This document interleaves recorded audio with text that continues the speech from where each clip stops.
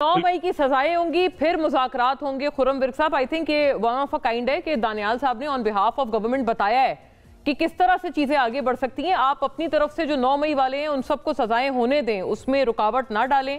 और ये भी बताइएगा कि ये आप लोग जो एब्सोल्युटली नॉट वाला बयानिया वर्सेस एब्सोल्युटली यस वाला बयानिया, और आप लोग जो नजरें एक आपकी मरकूज हैं, जो बहरहाल हैं, आप लोग बहुत एक पीटीआई की तरफ से खुशी का बहरहाल इजहार है कि खासतौर पर जो ये रिचर्ड ग्रेनल साहब आए हैं वो कुछ में भी आपके लिए कर पाएं।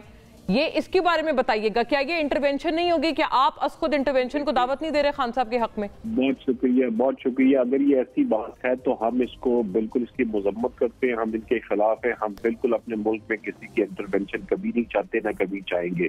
अगर हमारा तवक्कुल है, हमें यकीन है, तो अपने रब के ऊपर यकीन है इंशाल्लाह ताला। हमें अपने रब के ऊपर भरोसा है इंशाल्लाह। अल्लाह के फजलो करम से अल्लाह बहुत बड़े इंशाल्लाह ताला। और जिस तरह की ये हुकूमत बातें कर रही है, जिस तरह की ये हुकूमत के ये लक्षण है, तो मैं इनको ये बताता चलूं कि तब जो वक्त था, तब हजरत मूसा अलैहिस्सलाम और जो फिरौन था ना, उसका बज़ाहिर को मुकाबला नहीं था। लेकिन अल्लाह ताला मुसब्बिबुल अस्बाब है, अल्लाह ताला सबब बनाते हैं इंशाल्लाह ताला। हमारा लीडर बेगुनाह है, जो कैद में बैठा है वो बाहर भी आएगा और इंशाल्लाह ताला पाकिस्तान। आप हुकूमत को भी फिरौन से तशबीह दे रहे हैं, फिर लीड भी करेगा। मैं आपको जी यकीनन ये हुकूमत जो है, आप देखें, इस हुकूमत के बस की बातें नहीं है। ये हुकूमत खुद मैनेज हुई है, ये खुद हुकूमत चल रही है, मैनेज हुई है। लोग बैठे हुए हैं, आप ये देखें कि वो किस तरह से बैठे हुए हैं। आज बच्चा बूटा वो क्या एक शेर है, वो मतलब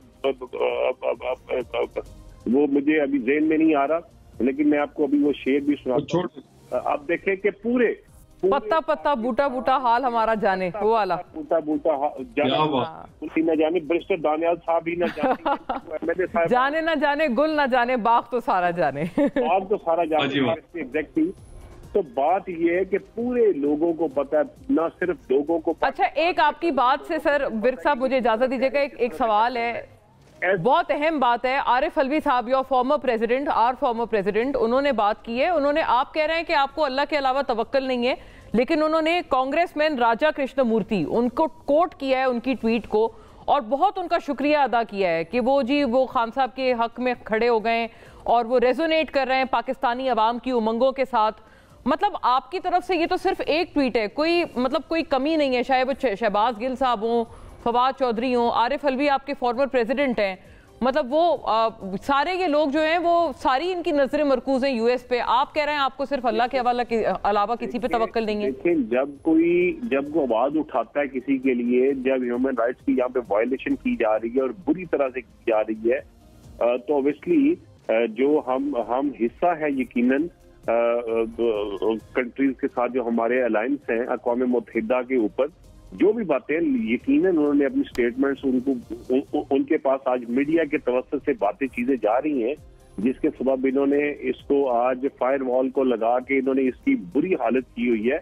लेकिन वो दुनिया जान रही है, उनको पता चल रहा है कि पाकिस्तान के हालात किस तरह है, पाकिस्तान के अंदर क्या हो रहा है, किस तरह से ये हुकूमत बनी है, किस तरह से ये रजीम चल रही है। आपने भी बड़ी अच्छी बात की हमारे जो स्पीकर साहब उनके हवाले से।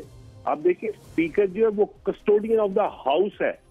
वो पार्लियामेंट की इज्जत और तकरीम के ऊपर इतना हर्फ आता है कि ऐसा माजी में कभी ऐसी कोई मिसाल नहीं आती कि अंदर जाके गाड़ियों के अंदर, नकाब पोश काली गाड़ियों के अंदर जाके हमारे MNA साहिबान को, मेंबर नेशनल असेंबली को बुरी तरह से मार पीट के उनको साथ लेके जाते हैं।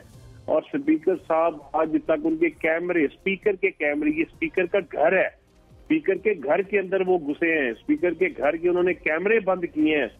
आज तक इन्होंने इसके ऊपर इंक्वायरी नहीं, इसके ऊपर कुछ नहीं हुआ। ठीक है, मैं पूछ